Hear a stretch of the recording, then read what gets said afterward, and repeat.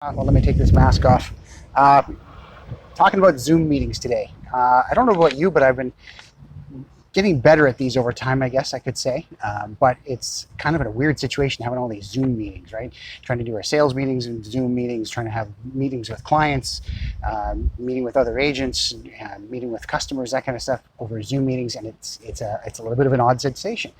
But along with that weirdness of doing all these Zoom meetings comes the sensation that there should be some etiquette around this stuff. And frankly, there are some things that bother me from time to time when I'm on a meeting and I'm dealing with other people on that call, or trying to communicate with them and trying to get the most out of myself and others. So I've made a list of some things that, the top 11 things that I've got that we should think about in terms of Zoom etiquette. So number one on my list is join early. Get there 5 minutes early. And I know that sounds like a lot. I know you're busy people, but getting there early shows that you are interested. It shows respect for the presenter and for anybody else that's on the meeting. And it gives you a chance, frankly, to make sure that your tech is actually working. You got to make sure that your microphone is working properly, make sure your video is working properly. And if there's an issue, that 5 minutes gives you time to get it fixed. Okay, so that's number one, get there early.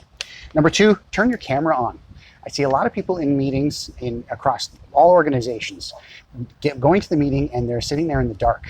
We've got these black boxes with a name in it, a little X, and they're not turning their cameras on. But you need to think about a Zoom meeting as if it was a real meeting. We've just changed the platform. Instead of meeting in person, we're meeting online, right? And if you were meeting someone in person, if you're going to a sales meeting, if you're going to any meeting with a large group of people, I don't know about you, but I don't show up in a hoodie, put my hood up over my head, and hide from everybody while I'm there, right? It's kind of weird. So to me, it's not creepy, but it's a little weird. So turn your camera on. We want to see your smiling face, okay?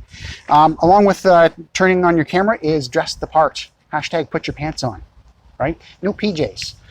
Turn your camera on, dress the part. Even if, if you're sitting down at a table and you've got the camera just looking at the top of you, at least have business attire on where people can see you in the shot, okay? Number four on my list, find a quiet spot with a minimum of interruptions. And I say that outside here today doing this video for you where there's wind noise and there's police and there's traffic and those kinds of things in the background. But for a meeting, you want to make sure that you get a spot that's quiet, not a whole lot of interruptions. We love your dog too, but it's not really conducive to the conversation when there's people wandering through the room, or there's just too much noise in the background. Okay. Number five, think about your lighting. You don't want to be sitting in front of a window with the light shining from behind you. You look like you're a criminal being interviewed on television, and you don't want the public to know who you are. All that's missing is the voice modifier. So get your lighting, get the lighting in front of your face, so that when the light's on and the camera is running and the meeting has started, we can actually see your smiling face. Number six, position your face so you can be seen clearly. Position your lighting. I got that one on twice. I guess I only got 10 things. Number seven, adjust your camera to make sure it's at eye level. Having your camera at eye level or even a little bit higher is frankly the most flattering, right? So it looks the best, it looks more natural, because when you're meeting with someone, you're not usually looking down on them, right? When you're having a meeting, you are looking them in the eye. And if you're not directly in the eye, you stand back a little bit so you appear to be looking at them in the eye. So the same happens on the camera. You want to make sure that what you're doing kind of looks natural, okay? Mute yourself. When you're not speaking, please mute yourself. We would love to be able to keep all of the microphones on and make it feel more natural in these meetings, so that everybody can have their say and you don't have to put your hand up and that kind of thing. But the reality is we do have to think about other people, right? So turn your microphone off when you're not speaking, and try not to speak over people. That's my next point. Try not to talk over top of other people. I know it's difficult.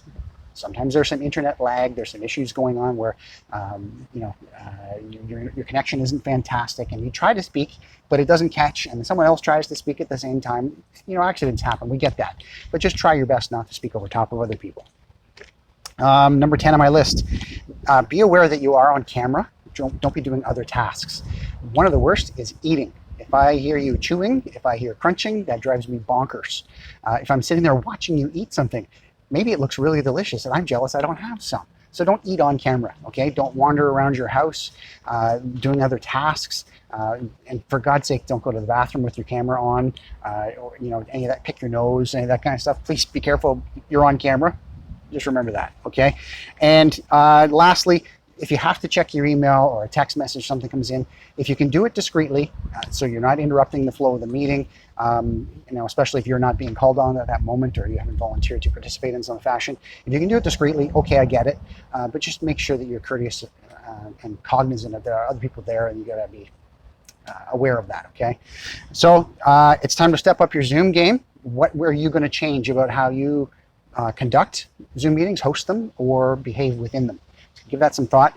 And what did I miss? If I missed something, let me know. I would love to add it to my list, and I've obviously made a mistake on my list. I've got watch your lighting on here twice, but I'm going to make a change to that. Let me know what I missed. If there's anything more important or things that are important to you that I missed, I would love to include them. So reach out to me and let me know. I'll talk to you later.